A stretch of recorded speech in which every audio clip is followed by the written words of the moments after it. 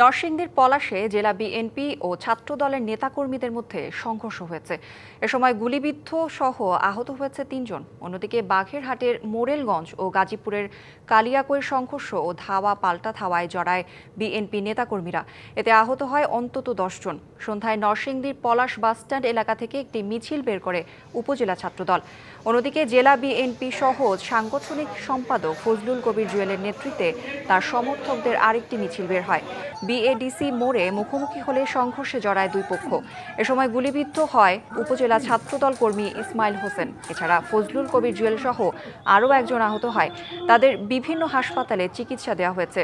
অন্যদিকে বাঘেরহাটের মোরেলগঞ্জে ইউনিয়ন বিএনপির সম্মেলনে সংঘর্ষে জড়ায় দুই পক্ষ। পুলিশ জানায় দুপুরে ইউনিয়ন বিএনপির সভাপতি প্রার্থী খলিলুর রহমান শিকদার ও আব্দুস সাত্তার হাওলাদারের সমর্থকদের মধ্যে প্রথমে কাটাকাটি হয়। এক পর্যায়ে উভয় পক্ষের নেতাকর্মীরা সংঘর্ষে জড়ায়। এতে অন্তত ১০ জন আহত হয়। এছাড়া গাজীপুরের কালিয়াকৈর উপজেলা বিএনপির আহ্বায়ক কমিটি নিয়ে দ্বন্দ্বে ধাওয়া পাল্টা ধাওয়ার ঘটনা ঘটেছে। কমিটির সমর্থক ও পদ বঞ্চিতদের সমর্থকদের মধ্যে এই ঘটনা ঘটে।